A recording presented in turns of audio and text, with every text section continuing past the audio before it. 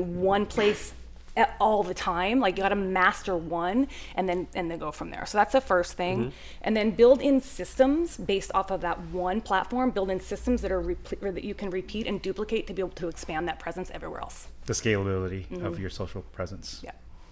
So. Awesome. Good deal. All right. Well, thanks for Absolutely. being a guest, coming back to celebrate our 100th episode. Yeah. It was a really cool episode. Yeah. Thanks for you guys for having me and for doing this. This is fun. Yeah. Yeah. Awesome. I like this. Thank you. Yeah. All right.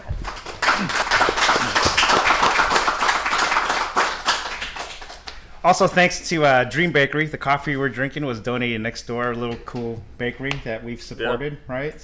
Good coffee, good little sandwiches, good pastries and everything. Yeah. So come check them out if you're in the neighborhood. Next to Creative Block is the Dream Bakery. So two more people will have one of my New Year's resolutions this past year was getting someone to start a podcast. I mean, we see the joy in it, and we're trying to inspire more people. Rick, can you come up? He hasn't started one yet. He's filmed a couple. I'm trying to get him over the finish line. Hopefully being here will do that, because I want a resolution that I could fulfill. So if you're afraid of being on camera, today should hopefully resolve yeah, that. Exactly. So well, that was great advice. Tell everyone who you are, what you do, and the podcast idea that you had. So. Okay. So my name is Rick Huffman, and I'm with Fairway Independent Mortgage. And so, yeah. And so, handsome face. oh, yeah, face for radio, right? That's right. Anyway, so I do mortgages. I've been doing it for over 20 years. And I love the story aspect that you were talking about recently, because people ask me, you know, how did I get in the business? Well, I bought my first house at 19. So that was pretty early on. And one of the reasons I was driven, it's a pain versus pleasure thing, right? My parents rented, and I can remember I could never do anything in the house without the landlord approving it. And back then, which now you guys don't know that, but I wanted to paint my room purple with black lights so that the posters would go. But anyway, I wanted to do that, and I had to ask the landlord. And I hated it. I was like, why do I have to do that? And so it just motivated me. So by the time I turned 19, when I could legally do that, I actually had read all the books and everything else, and I went out and bought a house. And then it ended up several years, I'd done some other sales things, and I thought, what would I want to do that's passionate to help others? And I finally decided that I want to help people get into houses.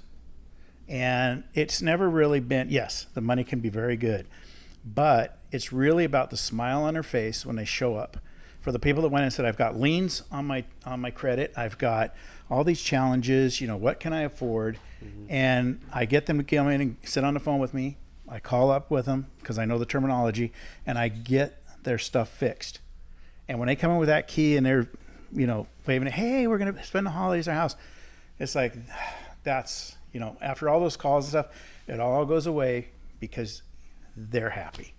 And so that's really what got me in the business 20 years ago. And I've been through the 2008. I've seen some things. So, you know, it's really about looking out for the client as well. So your podcast then.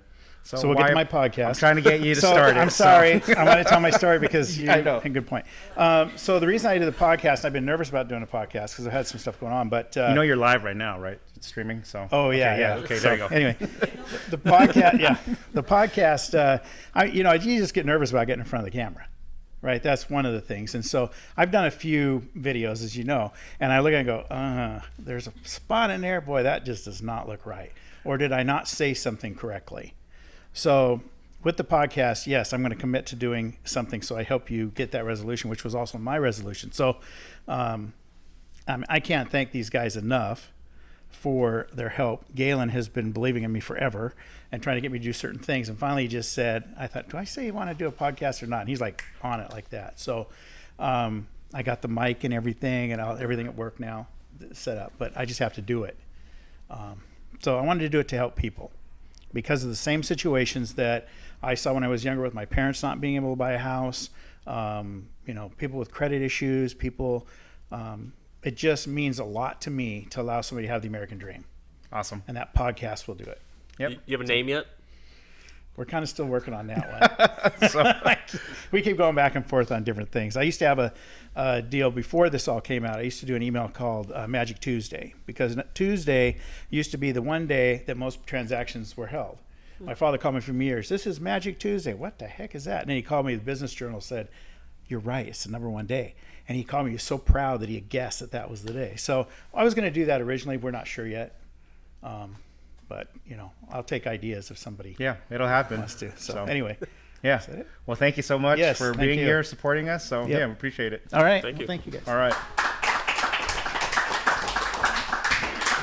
So before we close, he's not expecting it, but Mark, our engineer, let's have you come up and help us close the show here. Close the show. Yeah. All right, we Well, taking shots?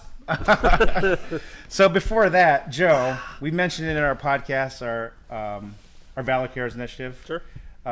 Give a plug to people listening who may not know what that whole program's all about, how it started. So it started back when COVID hit, and it was when businesses were down and they didn't have money to build a website.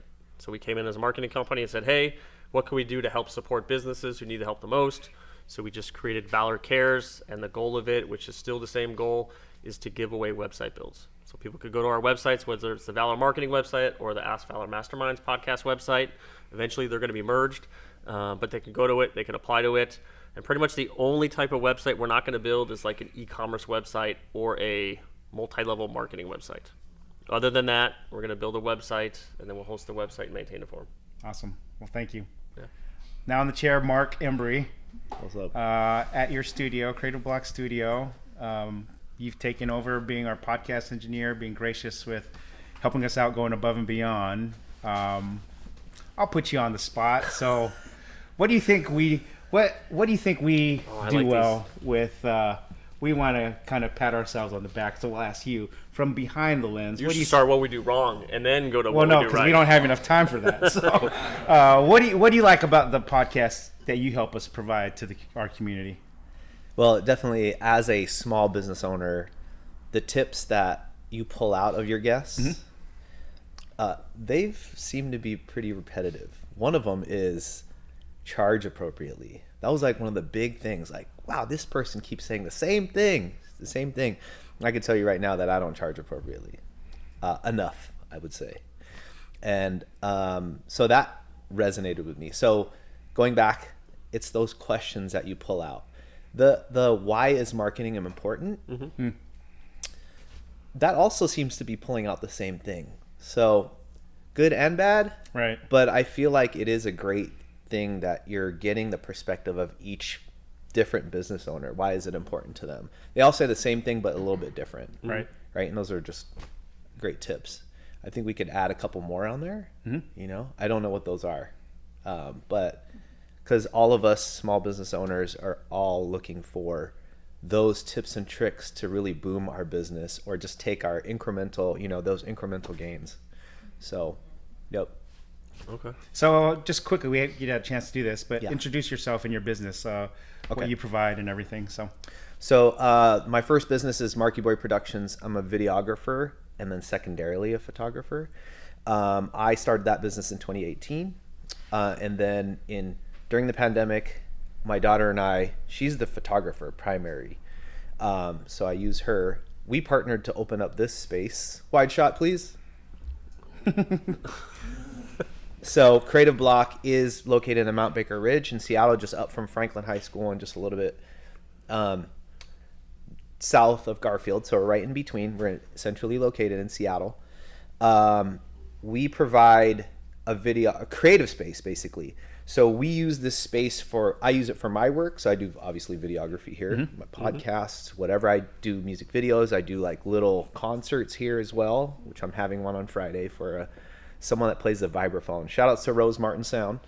And then my daughter, we built that wall that you see back there that you can put all the different seamless backdrops. She does her photography there.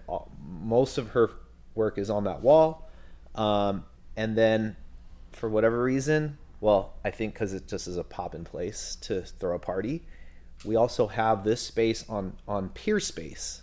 So Peerspace is a short-term lease rental thing. So by the hour, you can use this space to do whatever you want, obviously within the laws. I joke and I say, they ask me, oh, what can we do in here? What can we do in here? I said, Not porn, but if you do, there's curtains. 'Cause